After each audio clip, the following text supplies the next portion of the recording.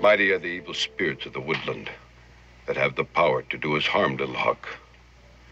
But mightier still is the good medicine for Manitou, the great spirit that vanquishes them. Tequitana speaks with great wisdom.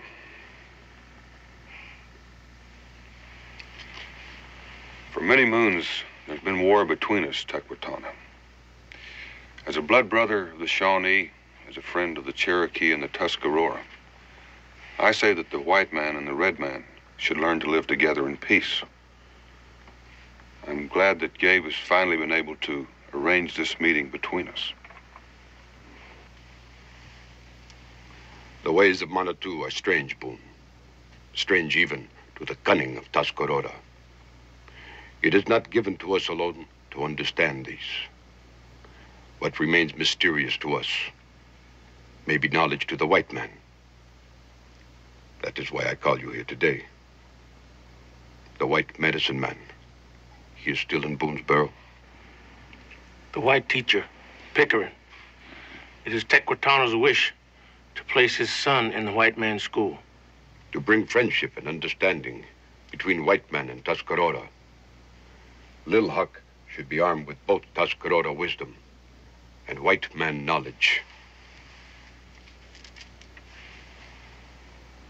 Your face darkens, Big Turtle.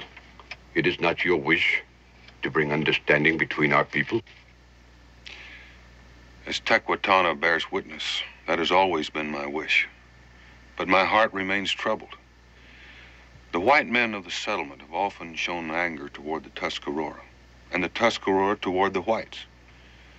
Even the small ones, of school age, both red and white, are not without anger. I wouldn't want anything to happen to Little Hawk, for that would destroy all chances of peace between us. Little Hawk could stay with you, Boone.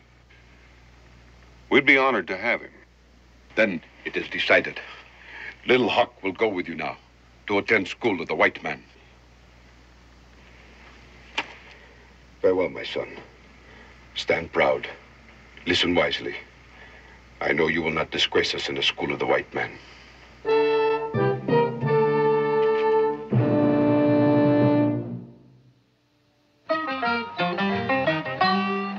Daniel Boone was a man, yes, a big man, with an eye like an eagle and as tall as a mountain was he. Daniel Boone was a man, yes, a big man. He was brave, he was fearless, and as tough as a mighty oak tree. From the coonskin cap on the top of old Dan to the heel of his rawhide shoe, the rippin'est, roaring'est, fighting'est man the frontier ever knew. Daniel Boone was a man, yes, a big man, and he fought for America to make all Americans free. Daniel Boone.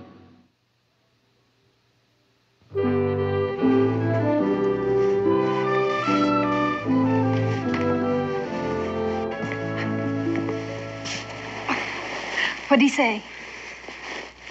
Well, he didn't say no, and he didn't say yes. What do you mean he didn't say yes or no? Well, I guess what I'm trying to say is I didn't ask him. You didn't ask him? Oh, Dan, that boy's expecting to go to school tomorrow. I know. Daniel Boone, you march right back to that schoolhouse and tell Amos Pickering he has another pupil. Mr. Pickering. Oh, it isn't the man himself, Becky. It's just that stream of words that he can hurl at you. The first thing you know, you're sinking down in the bog of ancient history and Greek. Well, Greeks or no Greeks, he's going to teach Little Hawk just like the rest of them.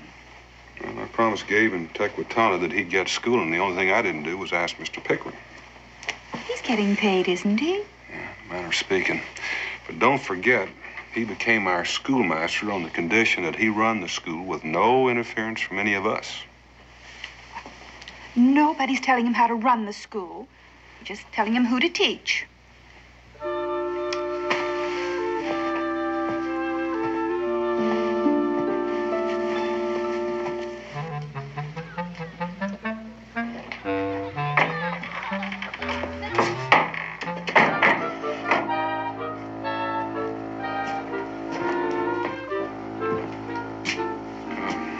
Mr. Pickering? Oh, Mr. Boone, I didn't hear you come in. I'm sorry to interrupt you.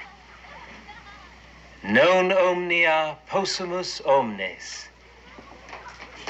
When I read Virgil, I lose all sense of time. Don't you? I have enough trouble ciphering English, let alone Latin. Then let me translate. We are not all capable of everything. And they say Latin is a dead language. Mr. Pickering, there's something else that's not exactly dead around here. Yes, Mr. Boone? I'm talking about Indians. Ah, the noble savage. Well, the truth of the matter is they're no more noble than we are, or more savage. They're just people. Come to the point, Mr. Boone. Well, what I'm trying to say is that I promised an Indian chief we'd give a son of his some schooling. You promised? I'm afraid I did. Splendid. It'll be a great challenge to mold a gentleman out of a little savage. I presume I shall be paid for my services? Oh, yes, yes, indeed. Some people consider their coinage better than ours. Capital, Boone. Capital.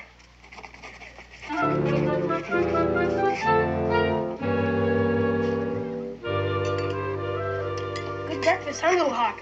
Yes, very good. Think you like Whiteman's food?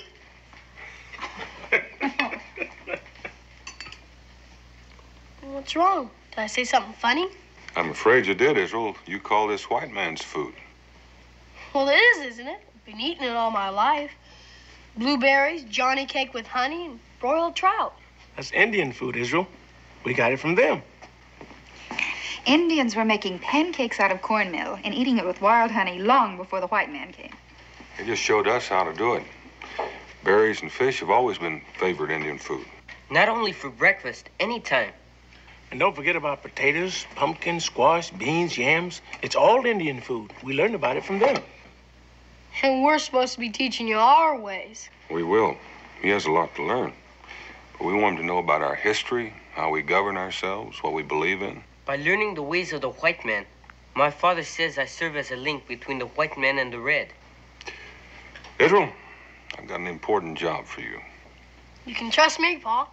I want to make sure that Little Hawk gets started in school the right way, and that you help him with his lessons and that he gets along with the kids. That's a big responsibility, Israel. I can handle it. Engine, smelly buck, where's the feathers of a duck? Engine, spins to the tent, has no money, pays no rent. Engine, smelly buck, where's the feathers of a duck? Where'd you get the duck feathers? It's an eagle feather. Nah, duck feathers.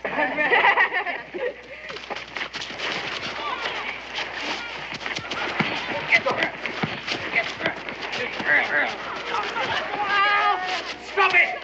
Stop it this instant! Get up. Get up, all of you. Stop this. You know I never permit violence in my school. If there is to be any violence, I shall administer it. There wouldn't have been any trouble, sir, if that engine hadn't showed up. Yeah, we don't want any redskin kids in our school. And Israel Boone brung him. Brought. It's brought. Now, I shall decide who attends my school. All of you, march.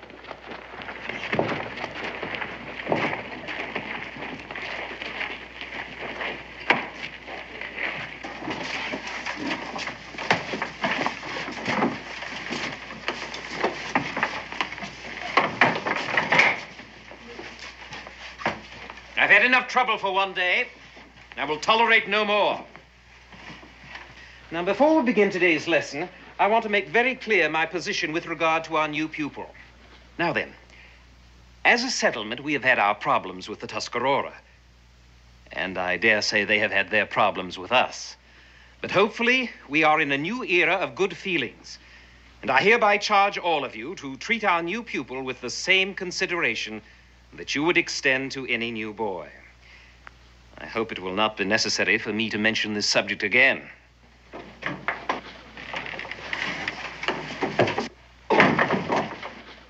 Oh, Mr. Boone. Well, excuse me, Mr. Pickering. I didn't mean to interrupt. It's always a privilege to welcome the leader of our community.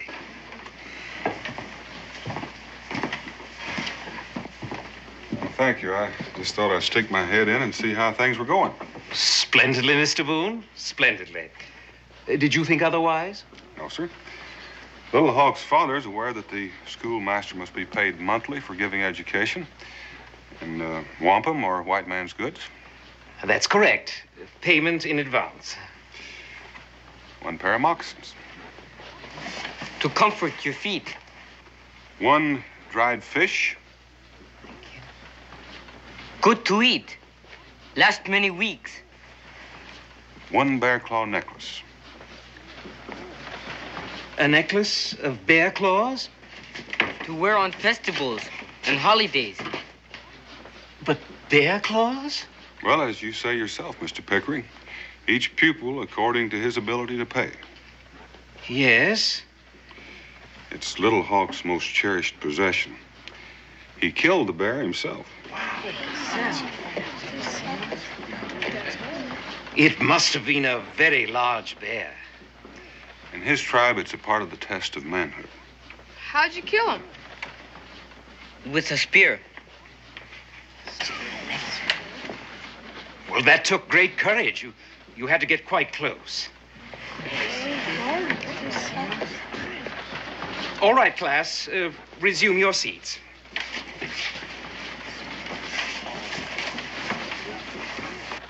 Little Hawk, please stand and tell us exactly how much education you have had, if any.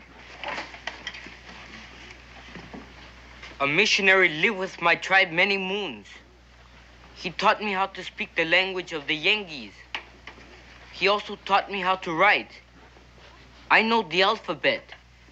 A, B, C, D, E, F, G.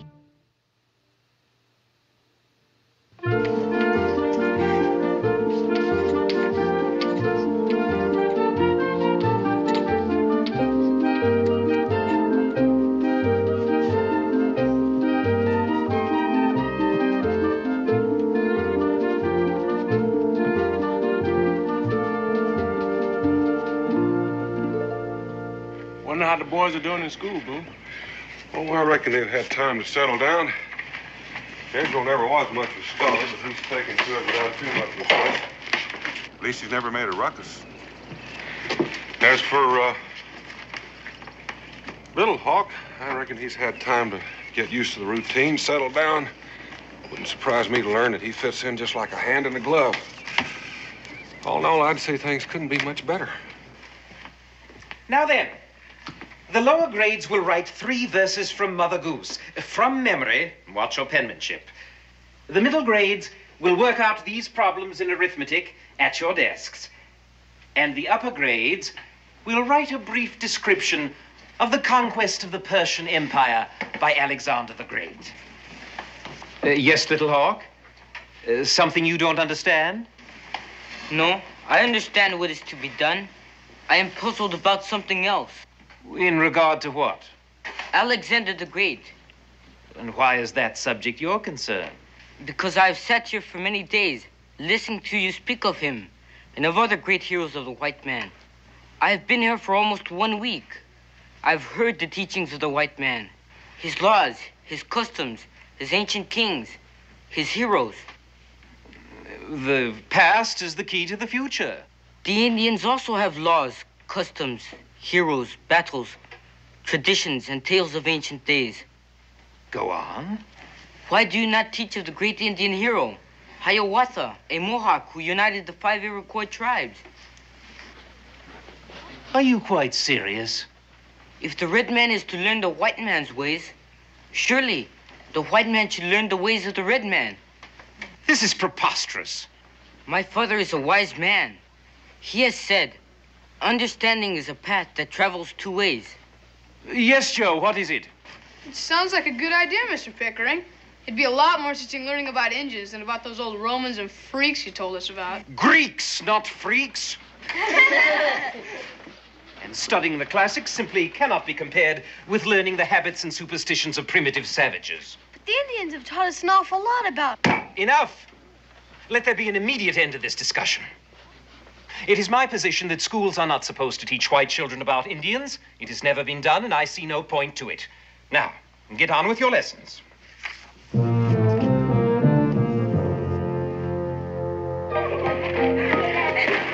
Little Hawk, tell us some more things about the Redskins. Yeah, tell us what you want old Pickering to teach us about. There's too much to know. It would take many moons. I cannot tell everything in one afternoon. Just give him an idea.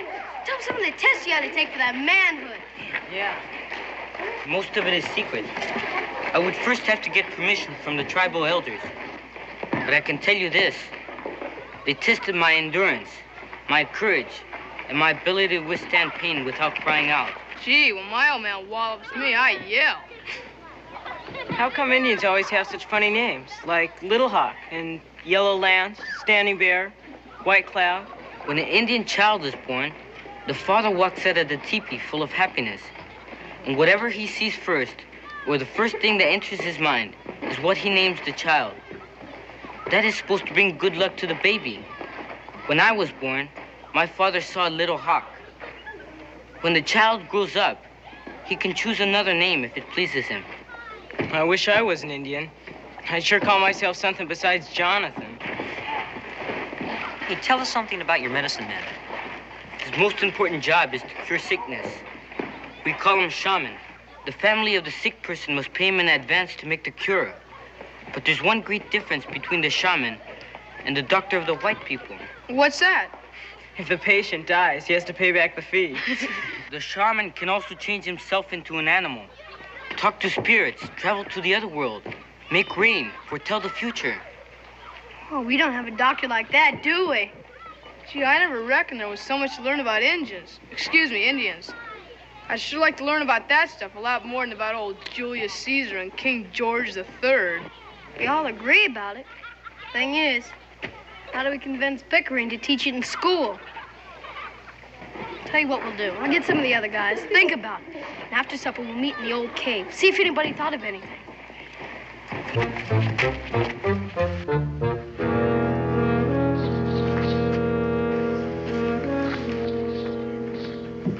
Looks like everybody's here.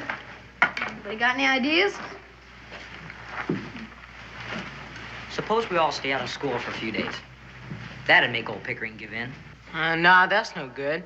Then our folks will paddle us for not going. Yeah, they'd give us extra chores if we're not in school. Yeah, that's right. Hey, look.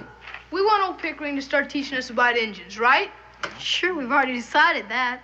And we're sore because he won't do it, right? Joe Higby, will you stop telling us stuff we already know?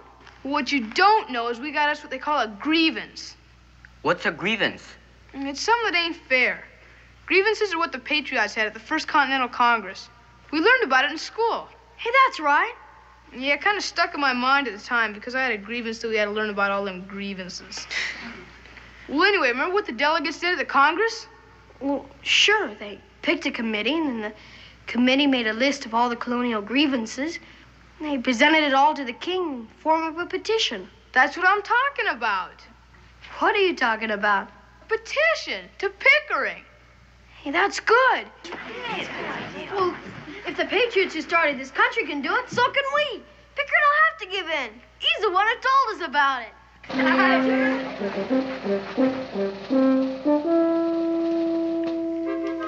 Extraordinary. Utterly incredible. This is the most amazing document I have ever seen. 8 completely different sets of handwriting. The word grievance misspelled 5 different ways, and numerous other examples of unbelievable orthography. Sentence structure that threatens to destroy the very foundations of our language, and penmanship that can only be compared to the tracks made in wet snow by a drunken squirrel. Obviously, a cooperative effort. You didn't trust any single individual to do the job, so you botched it up collectively. The technical aspects of this document notwithstanding, I am deeply impressed by the concept of the petition, also by the sentiments expressed herein. I wish to compliment all of you on the approach you took. However, this school is not the Continental Congress, and I am not King George. And much as I may be in favor of a democracy, no school can be run like one. A school is a place of learning where the schoolmaster has absolute power to decide every aspect of the curriculum. And so, my dear young pupils, I know it will grieve you to hear this, but your request to begin a course of Red Indian Studies is hereby denied.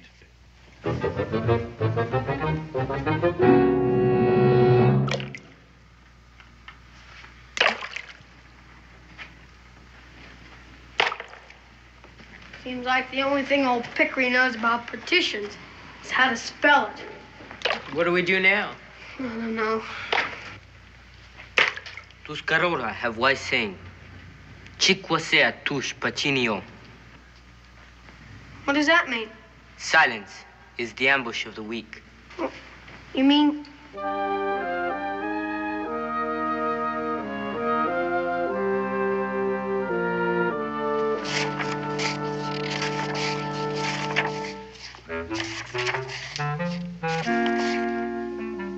You haven't done your homework. No, sir. Baxter, I'm disappointed in you. Usually you're one of the boys I can depend upon to do his lessons. Take your seat. Jonathan, you name the two patriots who organized the Boston Tea Party. I don't know, sir. All right, class. All together.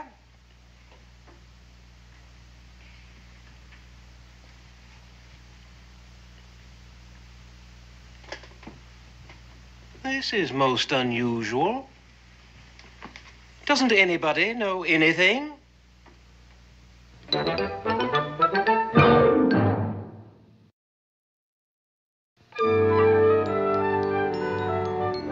Yesterday was a unique experience in the history of collective human stupidity. Never have I seen a class so utterly devoid of knowledge.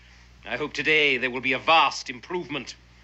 Israel, open your reader and turn to the biblical story of David and Goliath and read the first paragraph aloud.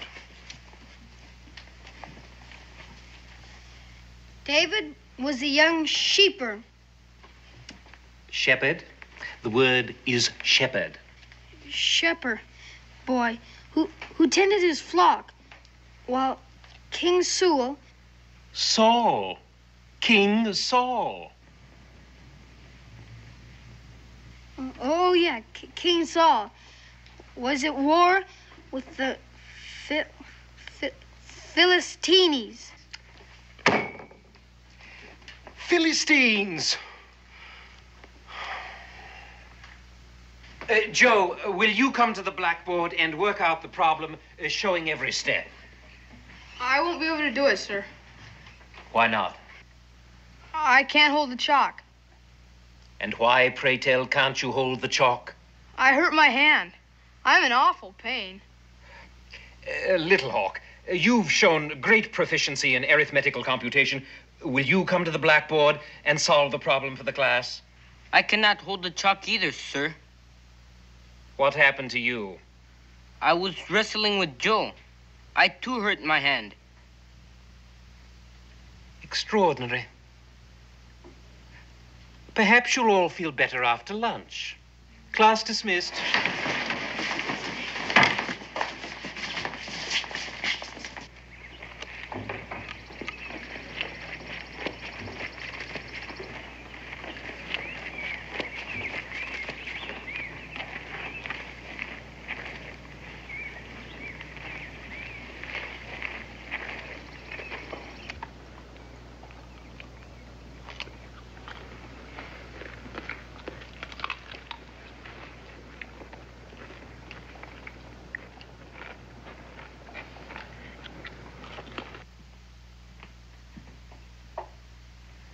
Well, class, now that our jolly lunchtime recess is over, let us get back to work. These are the parts of speech of the English language. Noun, verb, adjective, adverb, conjunction, preposition, pronoun, interjection. Now then, class, copy these on your papers and write a word to illustrate the use of each one. Well, proceed. I lost my copybook. Someone broke my pen. I don't have any more ink. Someone stole my inkwell. Mine too. What'd you say about conjunctions? What's a pronoun? Enough. Well, my friends, we have come to the end of a most interesting experience. This has all been a clever little plot to bring me to heel, eh? I would not accede to your demands to provide instruction about Indians. So you call a general revolt to bring me to heel. You seem eager to learn. Well, you will learn one very important lesson. Amos Pickering is not a man to be easily intimidated. I am herewith breaking up the revolt. I know who the ringleaders are, and they will be dealt with. Israel Boone, you will proceed to the woodpile and chop wood for the classroom stove. A 3-month supply will do for the start. Little Hawk, my wily redskin antagonist, you will secure whitewash, a bucket and a brush, and proceed to paint the schoolhouse and the fence. Joseph Higby, Jonathan Latimer, and Baxter Warren, you 3 co-conspirators will write 1,000 times the sentence, "I will not scheme against my teacher again." Well now, get on with it.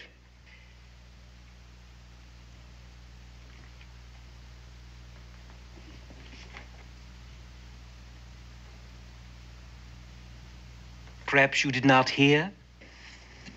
We heard you, Mr. Pickering, but we're not going to do it. We're not going to be disciplined for doing something that we believe in. Indeed. I will not tolerate defiance, nor I suspect will your parents, when I call a town meeting for tomorrow night.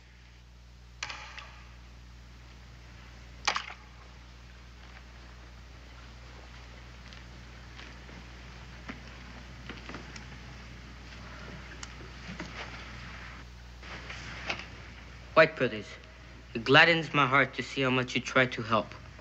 Do not blame yourselves for having failed. Now it is my turn. Got an idea? I will go into the forest and pray and fast all night. I will ask Manitou, the Great Spirit, for guidance. He will tell me what we must do. Think it'll work? That is what the tribal chiefs do when they seek wisdom. Well, I'd like to go with you, do all that stuff. 2 of us working will happen faster. You do not realize what you ask. It is hard for one who is not accustomed to it. It is better that I go alone. Maybe I never took any of that manhood test or anything.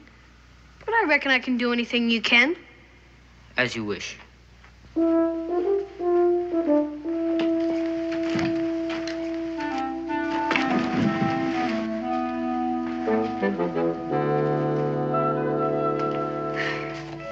a frost in the air tonight, boys. You sure you're not going to need some more cover?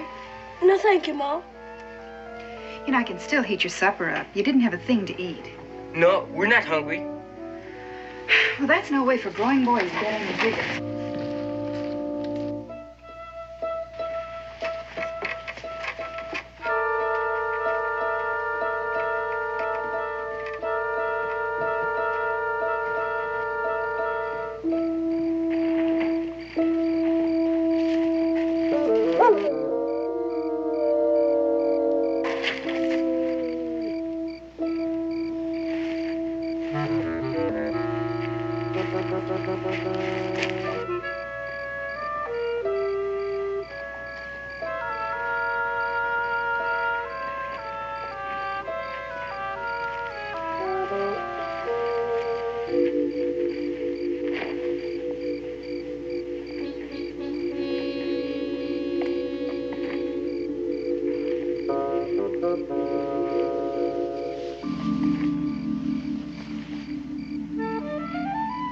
What are you doing? It's freezing out here.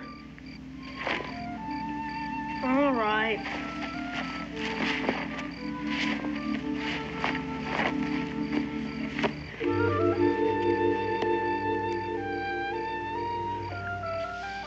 We have to put on war paint? All Indian paint is not war paint. We paint our bodies and our faces for different reasons. and in different ways. This is ceremonial paint.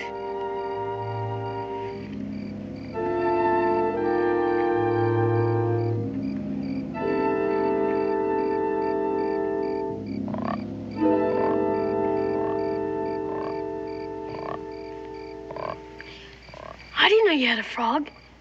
What are you gonna do, kill it?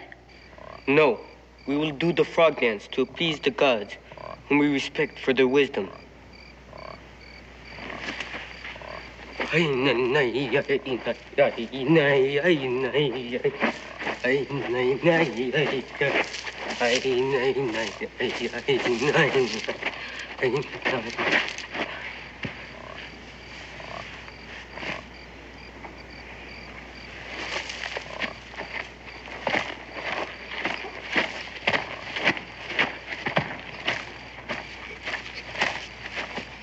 Can I keep dancing? Keeps me warm. Just ask him.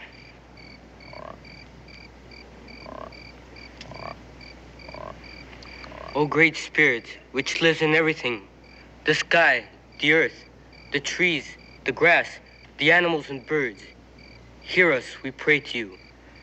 Help us in our needs. Tell us what we must do to soften the heart of Pickering. Send us a vision.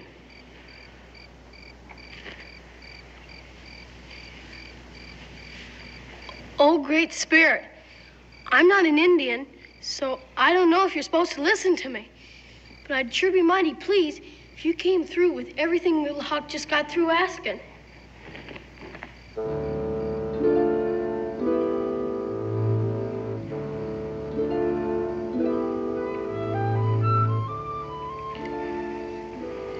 Sure is kind of cool out here. This paint don't do much to keep a fellow warm.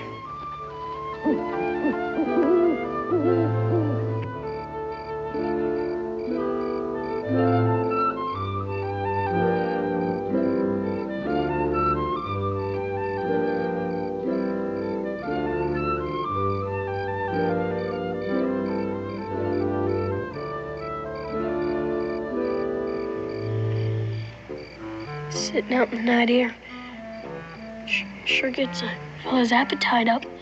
We didn't have any supper.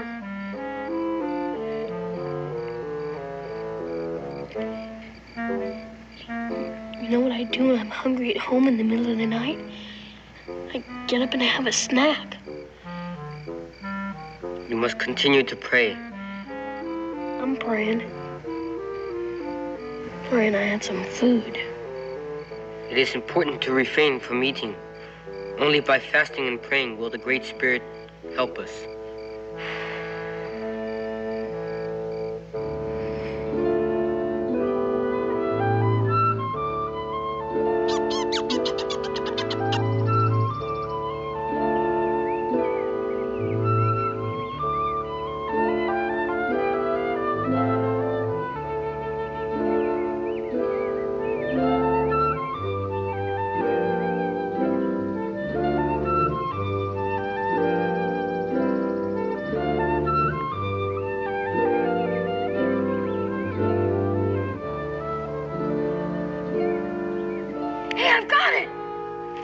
You have a vision? I reckon I do. The Great Spirit of the Indians talked to me. I know just what to do to put the pressure on old Pickering. What is it? Tell me. I'll be glad to tell you right after breakfast. Oh, thanks a lot, Great Spirit. Come on.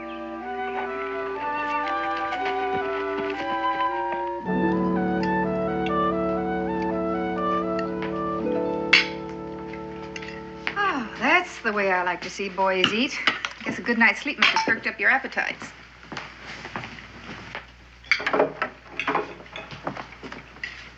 Pedro, will you come out here a minute? Sure, Pa.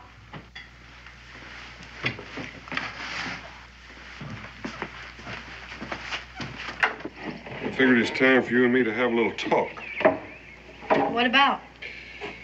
Well, it seems Mr. Pickering is mighty upset with you. He's called a special parents' meeting tonight. You mind telling me what it's all about?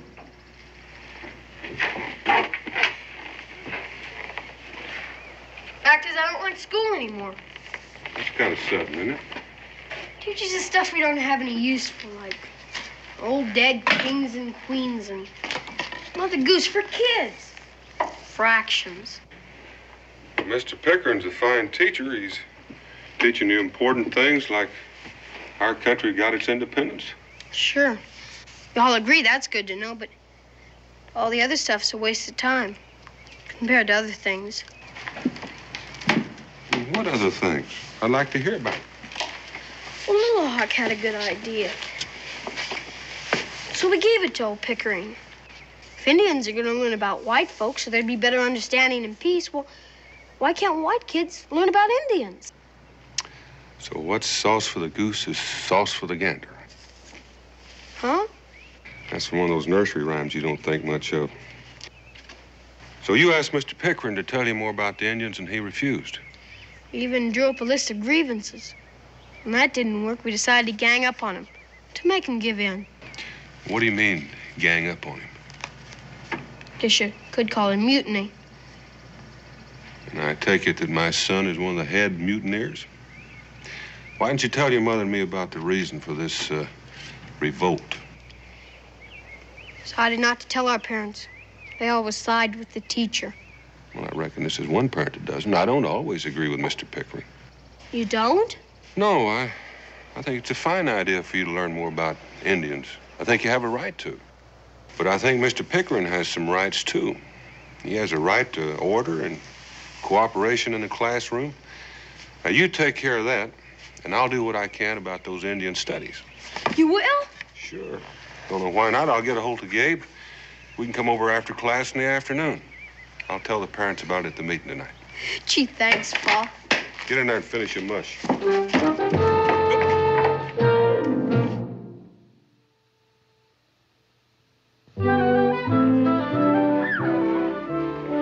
What, you stay up all night and fast and pray? Sure we did. Did you get a vision from the Great Spirit? He did. I thought of a great plan. We won't need it now. Why not? Because we're going to get all we want. I talked my Pa into it. How do we know we can trust him? You saying you can't trust my Pa? I'm saying you can't trust any grown-ups. Not when they're all together. Well, I guess we're just going to have to attend that town meeting tonight. And I confess that I am completely powerless to cope with such insurrection. Since the situation is so critical, I put it to you. You parents are the only ones who can deal effectively with your own children and crush this odious threat to the very existence of our school. I say without trouble making young'uns need is a good tannin. I think it's the only way to learn them respect. That's what We've heard from Mr. Pickering, and no doubt he's been sorely put on, and we've also heard from Mr. Higbee, and I can see that most of you favor his notion. Maybe our kids have gone about this all wrong, but their hearts were in the right place, and they want what we all want, peace with the Indians. And they think maybe that'll be easier to come by if they know more about them. Now, I think I have a way that we might be able to avoid Mr. Higbee's idea of a workout in the woodshed and still satisfy our schoolmaster and the young'uns. Now, why don't Gabe and I teach a class in Indian studies after school? That way, the young'uns would be getting what they want. Mr. Pickering would be getting what he wants, control, and everybody else could be happy. I don't know about you folks, but I can't spare my boy for extra class time. I'm a widow, and he's got to help with the chores. I can't spare mine neither. What good is it to know about Indians? It ain't important. That's right, it ain't. The most important things that we should in school learn. Our kids think it is. Well, maybe we ought to listen to them for a change. Now, all they need to know is reading, writing, and arithmetic. Now, that's what school is for. Well, that's right, and that's what we should do. Let's put it to a vote. Ladies and gentlemen, there will be no vote. Mr. Boone, your son is the ringleader of a group of rebels. He has incited them to unruly behavior, disruption of orderly routine, and open defiance of my authority. And you, sir, have the temerity to propose teaching my pupils a subject I have decided was non-essential. By so doing, you also are undermining my authority. Under the circumstances, I have no alternative but to resign immediately. And you, sir, if you so ardently wish to become a teacher, can take over the entire school yourself. You can't leave. Just Find somebody else. because schoolmasters are harder to find than feathers on a fish. We'll be months looking for another teacher. And all that time, our young'uns ain't got no schooling at all. There's nothing to do except go ahead with plan. Well, you know, when the parents of Boonesboro get all riled up, they certainly can turn the air blue, and you blistered me pretty good. I feel that the kids would have benefited from Indian studies, but maybe you're right, and certainly regular school studies come first, and I wouldn't want to lose Mr. Pickering. So, I'll just withdraw my suggestion. Yeah. A wise decision, Mr. Boone. We all thank you. Now then, let's get on to other problems. We will have more pupils in school next year. We need to expand the schoolhouse, buy additional supplies.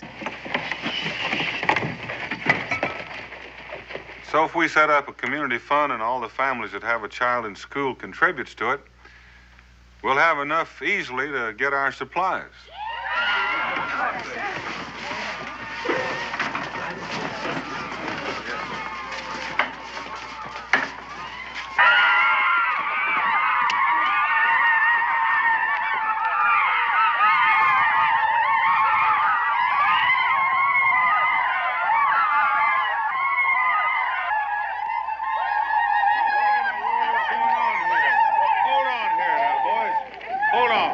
What in the world are you doing?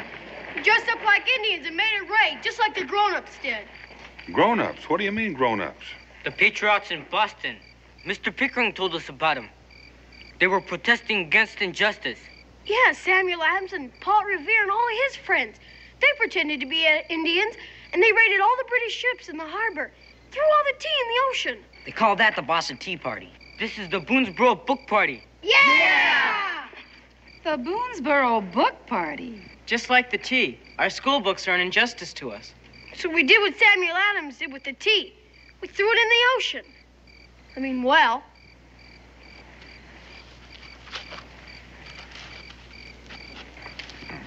Well, Mr. Pickering, you're a real good teacher. These young'uns have learned their lessons real well. But that was a rather drastic way to show your feelings, wasn't it? Just did what we reckoned was right, Pa. We had courage of our conviction, which you say people should always have. Just following your advice. Perhaps my pupils consider me a harsh man, but I am also a fair one.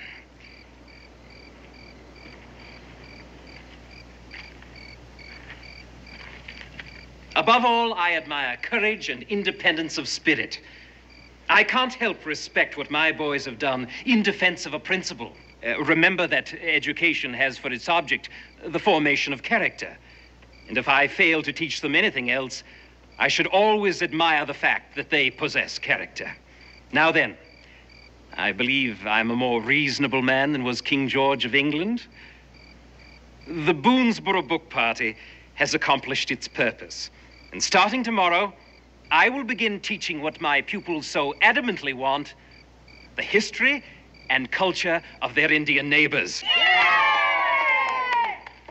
Well, you're a real good man, Mr. Pickering, and we're real lucky to have you. But there's still a great big problem. We have to continue with our school studies, and we can't. All the books we have are gone. They're ruined.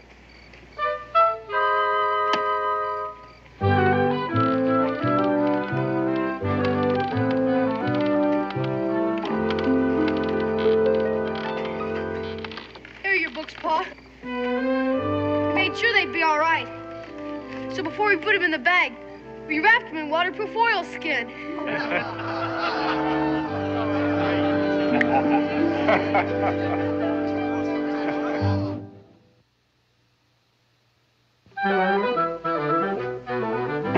I will outline briefly the areas we will cover. Regretfully, I am a novice in this field, but Mr. Boone and Mr. Cooper have graciously volunteered to help me whenever I falter. You might just say we're visiting professors. Only you won't have to pay us in dried fish or bear claw necklaces. There are many Indian tribes in North America, all of them loosely related. but their languages, customs, and traditions differ greatly. And because the subject is so vast, it's best that we concentrate on those tribes in our part of the country. You're going to learn about Indian handicraft.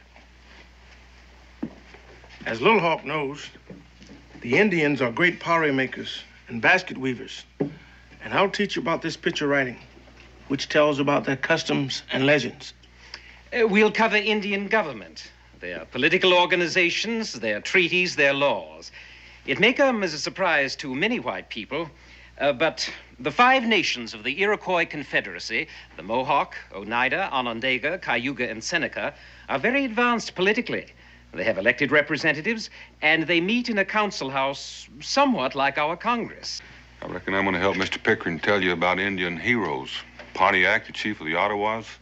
Hiawatha, a Mohawk who united the 5 Iroquois tribes. Logan, the fighting chief of the Cayugas. Logan's Indian name was Hayutaha. Hayuta.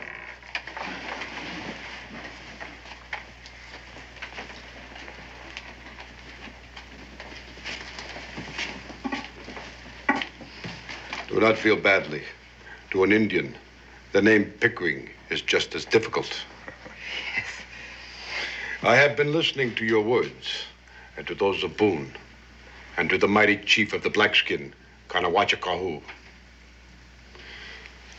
I did not send my son to the school of the white man to learn about the ways of the Indian. Well, Chief, the way it's working out, we're learning from one another. You have filled my heart with gladness for what you have done for Little Hawk. Thank you. But now, I have come to take my son with me. Must he leave now? It's time for the tribe to move on. They have to go where there's fresh game. We will come back in 6 or 7 moons. Can't you stay behind? I have passed the test for manhood.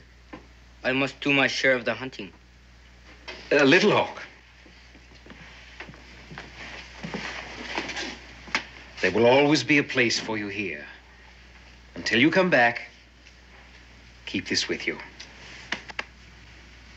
It is good medicine.